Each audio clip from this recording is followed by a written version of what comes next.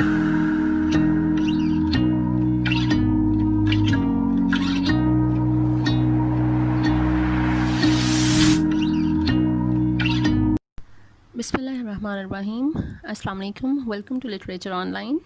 आज का टॉपिक है बर्ट्रैंड रसेल का ऐसे eastern and western ideals of happiness. 1895 में ये रसेल ने ऐसे लिखा था और इस ऐसे में इसने कुछ ऐसी बातें की हैं कि हमारे जो ईस्टर्न जो इलाके हैं और जो वेस्टर्न है, मतलब ईस्ट और वेस्ट में जो रीजन्स हैं, ठीक है, उसमें किस तरह के हम हैप्पीनेस के आइडियल्स, हमारे जो हम हैप्पीनेस किसको कहते हैं, what are the ideals of happiness, what are our approach to happiness, ठीक है, कि हम किसको समझते हैं और बेसिकली ये क्या चीज़ है और हम किस जो है आप कह लें कि मुगालते में रह रहे हैं या हम किस डिल्यूजन में रह रहे हैं। तो वो स्टार्ट करते हैं, मैं आपको लाइन टू लाइन ट्रांसलेट करके बताऊंगी ये ऐसे। Everybody knows Wells time machine, हर कोई जानता है वेल की टाइम मशीन को। ये वेल ने टाइम मशीन बनाई नहीं है, ये H.G. वेल ने लिखी थी, एक साइंटिफिक फिक्शन बुक लिखी थी टाइम मशीन, ठीक है। ये उस बुक की बात कर रहा है, वेल की टाइम मशीन। ये भी 1895 में H.G. वेल्स ने लिखी थी। H.G. वेल्स ने ये टाइम मशीन बुक लिखी थी, साइंटिफिक फिक्शन 1895 में, जिस ईयर में ये ऐसे पब्लिश हुआ है। तो वगैरह उसको तो उस टाइम मशीन को तो सब कोई जानते हैं, लेकिन रियल में टाइम मशीन इन्वेंट की है इरानियन साइंटिस्ट कहता है कि उसने की है, अली रज़ेगी उसका नाम है। उसने 2013 में, मतलब अभी कुछ साल पहले, 7-8 साल पहले उसने की है। वो कहता है कि 8 साल फ्यूचर में लेके जा सकती है मेरी टाइम मशीन। लेकिन आपको पता है इस तरह की बातें आउट नहीं होती हैं, ठीक है, इतनी ज़्यादा लीक नहीं होती हैं। अगर हो गई हुई तो ज़रूर हो गई होगी और ये काफ़ी जगह पे रिसर्च चल रही है। अच्छा, everybody knows Wells time machine, हर एक को वेल की टाइम मशीन का पता है। Which enabled its possessors to travel backward और फॉरवर्ड इन टाइम। ये टाइम मशीन जिसके पास होती है, इसका जो पोजेसर होता है, वो टाइम में मतलब पास्ट या फ्यूचर में जा सकता है। And see for himself what the past was like, और वो खुद देख सकता है जाकर कि किस पास्ट, हमारा जो पास्ट है वो किस तरह का था, and what the future will be, और हमारा जो फ्यूचर है वो कैसा होगा। But people do not always realize that a great deal of the advantage of Wells device can be secured by travelling about the world at the present day. वो कह रहा है लेकिन कुछ लोग इस बात को नहीं समझते कि पास्ट या प्रेजेंट, ये जो टाइम मशीन के थ्रू हमने जाना है, उससे बेहतर है कि हम अपने प्रेजेंट डे में डिफरेंट रीजन्स में जाकर ट्रैवल करें, बजाय इसके कि हम अपनी ही जगह पे, हम अगर यूरोप में रह रहे हैं तो हम यूरोप का ही पास्ट या यूरोप का ही फ्यूचर देखें। उससे बेहतर है कि हम यूरोप से निकल के एशिया में जाएं, चाइना में जाएं, ठीक है, मतलब डिफरेंट कॉन्टिनेंट्स में जाएं या डिफरेंट कंट्रीज़ में जाएं, ठीक है। तो हम ये क्यों नहीं सोचते कि हमें एक ही दिन में अपने ही प्रेजेंट में डिफरेंट रीजन्स को, डिफरेंट टेरिटरीज़ को, डिफरेंट कंट्रीज़ को एक्सप्लोर करना चाहिए, ट्रैवल करना चाहिए। और European who goes to New York और Chicago sees the future to see to which Europe is likely to come. अगर एक यूरोपियन जो है वो जाता है न्यूयॉर्क या शिकागो में, ठीक है, मतलब अमेरिका के स्टेट्स में जाता है, तो वो क्या देखेगा, सीज द फ्यूचर, वो अपना वो फ्यूचर देखेगा, तो to which Europe is likely to come, जो यूरोप पे आने वाला है। मतलब यूरोप, आप समझें कि यूरोप अभी पीछे चल रहा है अमेरिका से, ठीक है। तो यूरोपियन अगर अमेरिका जाएगा तो वो देखेगा वो फ्यूचर जो यूरोप पे आने वाला है। If it escapes economic disaster, अगर यूरोप पे इकोनॉमिक डिसास्टर नहीं आता, एक इकोनॉमिक डाउनफॉल नहीं आ रहा है, ठीक है, अगर ना आए तो फिर यूरोप तरक्की करेगा। On the other hand when he goes to Asia he sees the past, और अगर एक यूरोपियन एशिया में चला जाएगा, जैसे इंडिया पाकिस्तान कहीं पे आ जाएगा, तो वो क्या देखेगा, वो ऐसे लगेगा जिस तरह वो अपने से 100 साल पीछे आ गया है, वो अपने पास्ट में फील करेगा, क्योंकि यहाँ पे इतने प्रोग्रेसिव कंट्रीज़ नहीं हैं। In India, I am told he can see the middle ages। वो कह रहा है अगर इंडिया में वो चला जाए तो मुझे जहाँ तक पता है तो इंडिया में वो ऐसे लगेगा जैसे वो मिडिल एजेस में चला गया है, ठीक है। जैसे इंडिया और पाकिस्तान तब इकट्ठे ही थे ना, हम लोग, पार्टीशन तो 1947 में हुई है, राइट, तो ये 1895 की बात आ रही है, तो ये इंडियन सब कॉन्टिनेंट की बात हो रही है, ठीक है। तो वो कह रहा है कि अगर वहाँ चला जाए तो वो मिडिल एजेस में होगा, क्योंकि बिल्कुल भी प्रोग्रेसिव नहीं थे, टेक्नोलॉजी का उतना पता ही नहीं था लोगों को। In China he can see the 18th century, और चाइना में अगर वो बंदा चला जाएगा तो वो 18th सेंचुरी में रहना शुरू हो जाएगा। जैसे ये 1895 19th सेंचुरी के एंड पे ऐसे लिखा गया, तो वो 100 साल पीछे जाएगा चाइना में, ठीक है, 18th सेंचुरी जिएगा। If George Washington were to return to earth, वो कह रहा है अगर जॉर्ज वाशिंगटन जो है वो अगर दोबारा आ जाए, मतलब जॉर्ज वाशिंगटन की डेथ हो चुकी थी। जॉर्ज वाशिंगटन कौन था? अमेरिका का फर्स्ट प्रेसिडेंट था, first US president was George Washington. ये एक पॉलिटिकल लीडर रहा है, इसने अबॉलिशन ऑफ स्लेवरी के बारे में बहुत ज़्यादा, इसके जो मशहूर हुआ, जो इसको फेम मिला वो इसलिए क्योंकि इसने स्लेवरी के लिए बहुत ज़्यादा, मतलब लोगों के लिए इसने आवाज़ उठाई, ठीक है। प्रेसिडेंट ये रहा 1789 से 1797 तक, मतलब 18th सेंचुरी में ये प्रेसिडेंट था अमेरिका का फर्स्ट। तो अब उसकी 1799 में वाशिंगटन की डेथ हो गई, तो इसने कहा अगर वाशिंगटन अब दुनिया पे वापस आ जाए, मतलब जिंदा हो जाए, द कंट्री ही created would puzzle him dreadfully. तो जो कंट्री उसने बनाया था, मतलब अमेरिका, वो उस कंट्री को देख के खुद डर जाएगा, वो खुद कंफ्यूज हो जाएगा। He would feel a little less strange at England, लेकिन वो अगर इंग्लैंड चला जाएगा तो वो ज़रा कम स्ट्रेंज फील करेगा क्योंकि 100 साल गुजर चुके हैं, ठीक है। ये जो 100 साल में अमेरिका ने तरक्की की है वो बहुत ज़्यादा है, वो वाशिंगटन को कंफ्यूज कर देगी, पजल कर देगी, डरा देगी, इसलिए वो इंग्लैंड में ज़रा सेफ फील करेगा क्योंकि इंग्लैंड उसे वैसा ही फील होगा जिस तरह वो 18th सेंचुरी में छोड़ कर गया था, ठीक है। Little still less strange in France, और फ्रांस में वो उससे भी ज़रा कम स्ट्रेंज फील करेगा क्योंकि फ्रांस अभी उससे भी थोड़ा पीछे चल रहा है।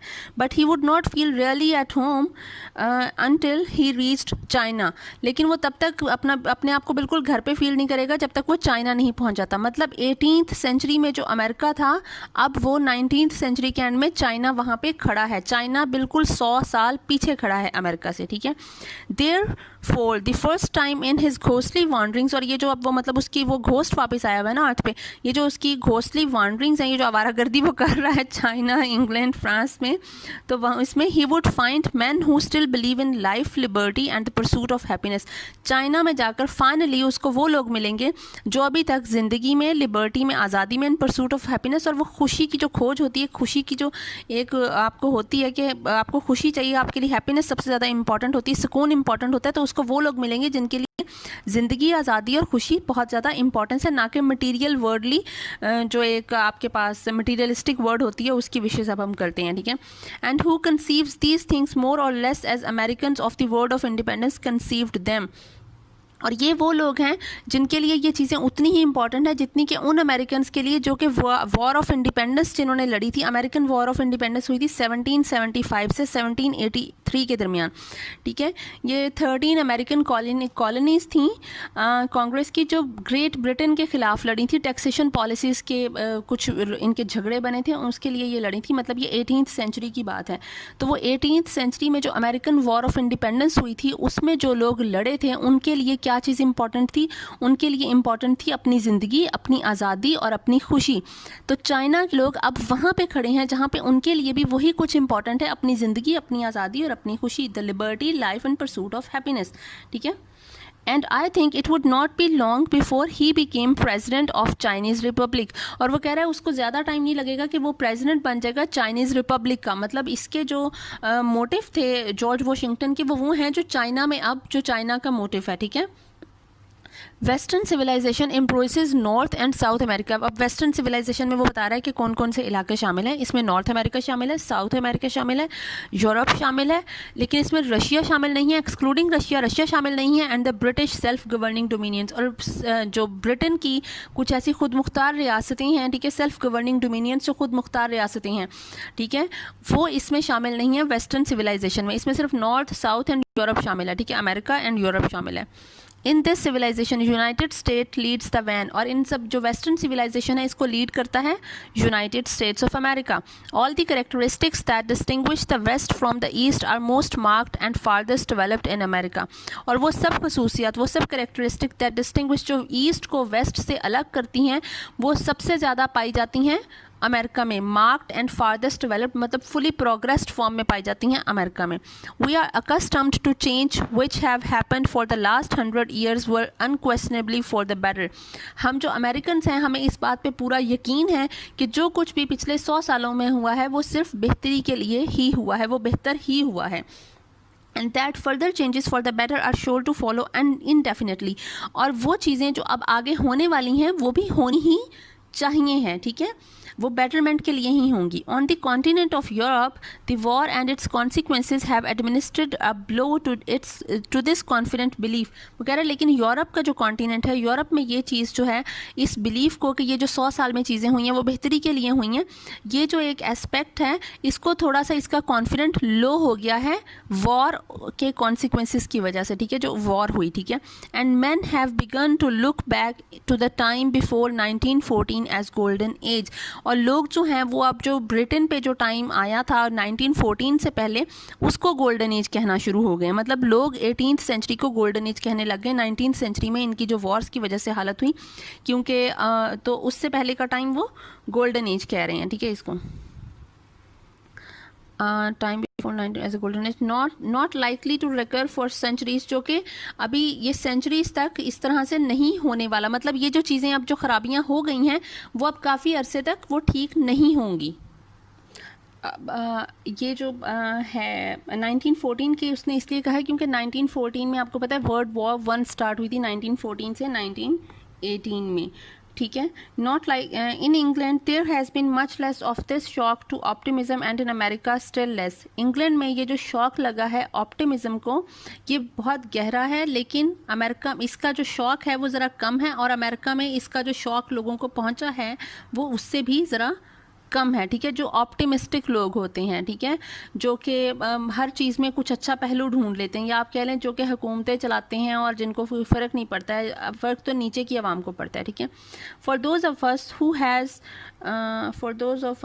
There has been accustom to take progress for granted. और कुछ हम में से वो लोग ऐसे जो कि आदी हो चुके हैं कि ये जितनी सारी प्रोग्रेस है ये फॉर ग्रांटेड है, मतलब हमारा इस पे हक बनता था. It is specially interesting to visit a country like China. हम लोगों के लिए बड़ा मज़े की बात होगी कि हम लोग चाइना जैसे कंट्री को विजिट करें, which has remained where we were 150 years ago, जो अब वहाँ पर मौजूद है जहाँ पर हम 150 साल पहले थे, मतलब American. And to ask ourselves whether on the balance the change which have happened to us have brought any real improvement. और हम चाइना में जाके इस चीज़ को रियलाइज़ करेंगे और हम अब इस चीज़ को जज कर सकते हैं, एनालाइज कर सकते हैं कि क्या ये जो 150 साल में हमने इम्प्रूवमेंट की है, क्या ये बेहतरी की तरफ आई है, हमें कोई बेहतरी हुई है, हमारी सिविलाइजेशन में कोई बेटरमेंट आई है, इम्प्रूवमेंट आई है या नहीं, या ये चाइनीज़ माहौल ही अच्छा है. अब वो चाइना को डिस्कस करेगा. The civilization of China, as everyone knows, is based upon the teachings of Confucius. ये जो सिविलाइजेशन ऑफ चाइना है ये बेस करती है टीचिंग कन्फ्यूशियस की, हु फ्लरिश्ड 500 बिफोर क्राइस्ट, जो कि क्राइस्ट से भी 500 साल पहले इस बंदे की टीचिंग थी. ये एक चाइनीज़ फिलोसोफर था कन्फ्यूशियस, और इसकी जो टीचिंग्स हैं उसको, इसकी फिलोसफी को कहा जाता है कन्फ्यूशनिज्म. ठीक है, like the Greeks and Romans he did not think of human society as naturally progressive. Greeks और रोमन्स की तरह वो ह्यूमन सोसाइटी को प्रोग्रेसिव नहीं समझता था. ऑन द कॉन्ट्ररी, बल्कि इसके बदले ही believe that in remote antiquity rulers had been wise, बल्कि वो ये यकीन रखता था कि ज़माना कदीम में, रिमोट एंटीक्विटी का मतलब है ज़माना कदीम में, रूलर्स हैड बीन वाइज, जो रूलर्स थे वो अक्लमंद थे, वाइज थे. And the people had been happy to a degree which the degenerate present could admire but hardly achieve. और लोग उस वक्त के जो लोग हैं, मतलब कन्फ्यूशियस के लोग जो हैं, वो उस हद तक खुश थे जो जिस हद तक हमारा जो डिजनरेट प्रेजेंट है, मतलब हम जो गिरे पड़े लोग हैं ठीक है, प्रेजेंट के, हम लोग वो वाली खुशी सिर्फ सोच सकते हैं, इमेजिन कर सकते हैं, but we can not achieve that kind of happiness. ठीक है, this of course was a delusion. वो कह रहा है ये यकीनन एक डिल्यूजन थी, एक मुगालता था, गलत फहमी थी.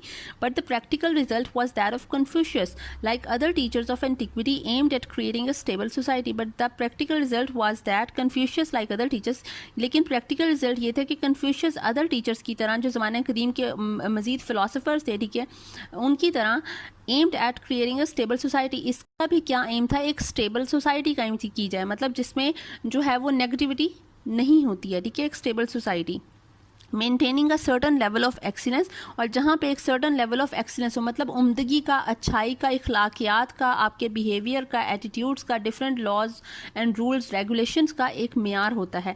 But not always striving after new successes, लेकिन वो हमेशा आगे की तरफ, कामयाबियों की तरफ स्ट्राइव और स्ट्रगल नहीं कर रहे होते कि इसमें भी कामयाब होना है, जो कि हमारी अब अप्रोच है. हम जो मॉडर्न एरा के लोग हैं, हमारी ये अप्रोच है, हम एक चीज़ से दिल नहीं भरता कि हम अगले स्टेप की तरफ स्ट्रगल करना शुरू कर देते हैं. We are striving and striving, we are not living our lives, ठीक है, हम अपनी ज़िंदगी जी नहीं रहे हैं, हम बेहतर से बेहतरीन की कोशिश में अपनी ज़िंदगी को ख़राब करें और ऐसे ही मर जाते हैं। In this he was more successful than any other man who ever lived. और इस चीज़ में, ये जो एक स्टेबल सोसाइटी के क़याम में जितना कन्फ्यूशियस जो है वो सक्सेसफुल रहा, कोई भी उस वक्त तक नहीं रहा जो अभी तक जिया फ़िलासफ़र, और उसने अपनी फ़िलासफ़ी जो टीचिंग्स थी हैं वो दी हैं। His personality has been stamped on Chinese civilization from his day to our own. और उसकी जो पर्सनैलिटी है उस पर मोहर लग गई है, मतलब उसको इतनी अच्छी तरह से चाइनीज़ ने फॉलो किया है फ्रॉम दैट डे, जब उसकी ज़िंदगी थी तब से लेकर अब तक। During his lifetime, the Chinese occupied only a small part of present day China. उसके वक्त में जब वो कन्फ्यूशियस जो है वो जिंदा था चाइना के पास, अब के चाइना का सिर्फ छोटा सा हिस्सा था। And were divided into a number of warring states. और वो वाला जो चाइना का हिस्सा था वो भी जो आपस में जंगें लड़ी जाती हैं, ठीक है, सिविल वॉर्स चल रही होती हैं, वो वाली रियासतों में शामिल था, जिन रियासतों में सिर्फ जंगें ही चलती रहती हैं, ठीक है। मंगोल्स की लड़ाई होती थी और डिफरेंट जो है वो उस वक्त थे वो आपस में लड़ते ही रहते थे, अपनी सिर्फ कुछ असूलों की बिना पर, कुछ टेरिटरीज, कुछ जो है वो क्लैशेस की बिना पर लड़ते रहते थे, ठीक है। During the next 300 years, they established themselves throughout what is now China last 50 years, or what is now China proper, and founded an empire exceeding in territory and population any other that existed until the last 50 years. और 300 साल में, मतलब उसके 300 साल के बाद China ने अपने आप को वो बना लिया जो चाइना आज है, इतना बड़ा कि उस तक आज से पीछे 50 साल पहले तक चाइना जितनी ना किसी की बड़ी टेरिटरी थी, ना चाइना के मुकाबले में किसी की पॉपुलेशन थी। मतलब 50 साल पहले चाइना की टेरिटरी और population wise China was the largest country बन गया था, ठीक है। In spite of barbarian invasions, barbarian जो थे ना ये इन्वेजन्स करते थे, ठीक है, जो वाइकिंग्स वगैरह थे, बारबेरियंस थे, वो इन्वेड करते थे, एम ही आकर जो लूट मार के लिए आते थे, ठीक है, वो इन्वेडर्स आते थे। मंगोलों ने जंगें लड़ी हैं चाइना में, ठीक है, ये ग्रेट वॉल ऑफ चाइना जो है वो इसको क्रॉस करने के लिए पता नहीं कितनी ये मंगोल्स ने जंगें लड़ी, ठीक है। मंचू डायनेस्टीज़, ये जो barbarian invasion Mongol and मंचू dynasties थी, ये जो आप कह लें कि गद्दी नशीन है या जो जनरेशन्स चल रही हैं, ठीक है, इनकी आपस में लड़ाइयाँ चल रही होती हैं। एंड ओकेजनल लॉन्गर और shorter periods of chaos and civil war, और जितने भी चाइना पे छोटे या बड़े जो सिविल वॉर या फिर कितने भी मुश्किल वक्त आए हैं, ठीक है, द कन्फ्यूशियस सिस्टम सर्वाइव्ड, इन सब में कन्फ्यूशियस का सिस्टम ही सर्वाइव किया और उसी ने चाइना को सर्वाइव करवाया अब तक, bringing with it art and literature and a civilized way of life. और ये कन्फ्यूशियस का सिस्टम ही था जो अपने साथ लाया आर्ट भी, कि उसने चाइनीज़ लोगों को आर्ट की कदर और पहचान बताई, लिटरेचर के बारे में, लिटरेचर की इंपॉर्टेंस बताई, and the civilized way of life, और जीने का सही तरीका, एक सिविलाइजेशन बनाने का सही तरीका सिखाया। It is only in our day through contact with the West and with the Western Japanese that this system has begun to break down. वो कह रहा है ये तो अब आके हुआ है, ये प्रेजेंट में आके हुआ है कि चाइनीज़ का जब से वेस्ट के साथ कांटेक्ट हुआ है और वेस्टर्नाइज्ड जापानीज़ के साथ, मतलब जापान का वो हिस्सा और वो लोग, वो सोसाइटीज़ जो वेस्टर्न रंग में ढल चुके हैं, उन लोगों की वजह से ये जो कन्फ्यूशियस का सिस्टम है चाइना में, ये अब टूटना शुरू हुआ है अब आकर, ठीक है। A system which has had his extra ordinary power of survival must have great merits. वो कह रहा है एक ऐसा सिस्टम जिसके अंदर एक एक्स्ट्रा ऑर्डनरी किस्म की पावर है सर्वाइवल की, जो इतने 100 सालों तक चला आ रहा है और वो सर्वाइव किया है हर हालात में, उसमें कुछ ना कुछ तो मेरिट्स होंगे, कुछ खूबियाँ तो होंगी।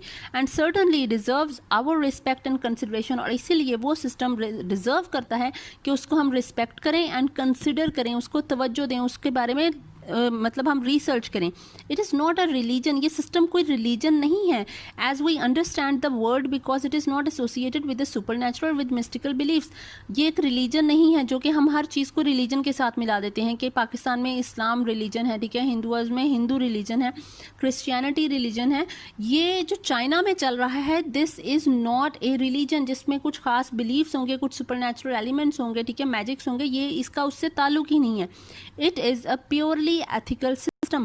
कन्फ्यूशनिज्म एक प्योरली एथिकल सिस्टम है जो आपको इखलाकियात का सबक देता है, what is right and what is wrong for you and for others, ठीक है, but its ethics unlike those of Christianity are not too exalted for ordinary man to practice.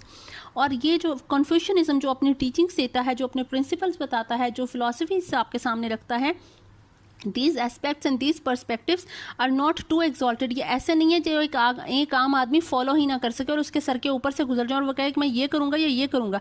कुछ चीज़ें जो हैं वो कुछ फैसले आपको आपकी सिचुएशन और आपकी कंडीशंस के अकॉर्डिंगली लेने पड़ते हैं, जो कि शायद हम जब अपने मज़हब के अकॉर्डिंगली देखें तो हम वो ना कर सकें वो फैसला, लेकिन जब हम प्रैक्टिकल होकर सोचें तो हमें वो करनी पड़ती हैं. तो कन्फ्यूशनिज्म जो है वो आपकी सिचुएशन को देखकर आपको सही और गलत का फैसला करना सिखाता है, ना कि आपको बता देता है कि एक लाइन बता देता है कि इस लाइन के आगे जाओगे तो गुनाह है और इस लाइन से पीछे जाओगे तो सवाब है, या आप ठीक चल रहे हो. क्रिश्चियनिटी में भी यही है, हिंदुइज्म में भी यही है और इस्लाम में भी यही है. तो कन्फ्यूशनिज्म इससे दूर है. It is purely an ethical system. In essence what Confucius teaches is something very like the old fashioned ideal of gentleman as it existed. वो कह रहा है बल्कि जो कन्फ्यूशनिज्म है वो बेसिकली वो एक आइडियल है उस जेंटलमैन का जो कि 18th सेंचुरी में समझा जाता था कि एक जेंटलमैन जो है वो बेसिकली क्या होता है. ठीक है, कन्फ्यूशनिज्म उस जेंटलमैन के आइडियल को लेकर ही अपने सारी फिलॉसफी और टीचिंग्स बताता है. One of his sayings will illustrate this. I quote from Lionel Giles saying of Confucius. Lionel Giles ने बुक लिखी है सेइंग्स ऑफ कन्फ्यूशियस. वो कह रहा है, मैं उसकी एग्जांपल देता हूँ. उसने जो कहा, the true gentleman is never contentious. एक जो ट्रू जेंटलमैन होता है, एक आप कहें कि एक शरीफ आदमी जो होता है वो झगड़ालू नहीं होता, कंटेंशियस नहीं होता. It is a spirit of rivalry is anywhere unavoidable. अगर कोई स्पिरिट ऑफ राइवलरी, अगर कोई दुश्मनी इस हद तक चली जाए कि वो अनअवॉइडेबल बन जाए, जिससे आप बचा नहीं जा सकता उस लड़ाई से. It is a shooting match. तो एक शूटिंग मैच होता है. Yet even here he courteously salutes his opponents before taking up his position. यहाँ भी जो एनिमी होता है वो एक दूसरे को पहले सल्यूट करते हैं. हम जो चाइनीज़ मूवीज़ देखते हैं वो फाइट करने से पहले एक दूसरे को पहले वो झुक कर जो है वो सल्यूट करते हैं. उनके कुछ होते हैं कि वो एक दूसरे को करते हैं. ठीक है. And again when having lost, और जब वो हार जाते हैं, he retires to drink the forfeit cup. वो अपनी जो होती है शिकस्त होती है, डिफीट होती है, उसका वो प्याला जो है, मतलब अपनी प्याला पीने का मतलब है कि वो अपनी शिकस्त को दिल से तस्लीम करता है कि ठीक है मैंने पी लिया. So that even when competing he remains a true gentleman. इसीलिए जब वो कंपीट कर रहा होता है, वो हारता है या जीतता है, वो दोनों सूरतों में एक ट्रू जेंटलमैन रहता है, वो एक शरीफ आदमी रहता है, एक सही आदमी रहता है. He speaks much as moral teacher is bound to do about duty and virtue and such matters. वो अब ये कह रहा है, रसल कह रहा है कि कन्फ्यूशियस ने वो सारा कुछ बताया जो एक टीचर बताता है अपने स्टूडेंट्स को अबाउट ड्यूटी, अपने फ़र्ज़ के बारे में, वर्चू जो आपकी नेकी या आपके जो इखलाक होता है उसके बारे में, एंड सच मैटर, और इसी तरह के आपकी ज़िंदगी के दूसरे मामलात के बारे में बताने के लिए जो टीचर की एक रिक्वायरमेंट होती है कि उसने बताना है, कन्फ्यूशियस वो बताता है. But he never exacts anything contrary to nature and the natural affections. लेकिन वो कुछ भी नेचर के, फितरत के बरखिलाफ जाकर नहीं बताता है कि आपको अपने आप से, अपने ज़मीर से, अपने आप से लड़ना पड़ रहा हो अंदर ही. ठीक है, माइंड एंड हार्ट की जंग लड़ रही हो, वो ये इस तरह का कोई रूल नहीं बताता. This is shown in the following conversations. वो कह रहा है कन्फ्यूशियस की ये जो बात है, ये अब ये जो कन्फ्यूशियस ने नीचे कन्वर्सेशन की है, उसने एक बात की है, उससे पता चल जाता है. अब वो एग्जाम्पल एक और दे रहे हैं. द डूक ऑफ शी एक जगह का नाम है. शी का जो डूक है एड्रेस कन्फ्यूशियस, उसने कन्फ्यूशियस को बुलाया और कहा, saying we have an upright man in our country. हमारे मुल्क में एक ऐसा अच्छा आदमी है. अपराइट एक सीधा, इंसाफ और पसंद और एक मतलब सच्चा इंसान है. His father stole a sheep, कि उसके बाप ने एक शीप को चोरी किया. And the son bore witness against him, और उस सच्चे आदमी ने, अपराइट मैन ने क्या किया, उसने अपने बाप के खिलाफ ही गवाही दे दी कि हाँ मेरा बाप ही चोर है. In our country Confucius replied. अब उसके जवाब में कन्फ्यूशियस ने कहा, uprightness is something different from this. हमारे जो इलाका जो है, हमारा जो कंट्री है, उसमें जो इंसाफ का जो मेयार है वो आपके मेयार से डिफरेंट है. A father hides the guilt of his son, जिसमें एक बाप जो है वो अपने बेटे का गुनाह छुपाता है. ठीक है. And a son hides the guilt of his father, और बेटा जो है वो अपने बाप का गुनाह छुपा देता है. It is in such conduct that true uprightness is to be found. और इसी तरह ही एक मुल्क में इंसाफ का जो एक तराजू है वो बैलेंस हो सकता है. तो आई होप आपको ये इतना पार्ट समझ आ गया. इंशाल्लाह नेक्स्ट वीडियो में बाकी का करेंगे. Thank you so much.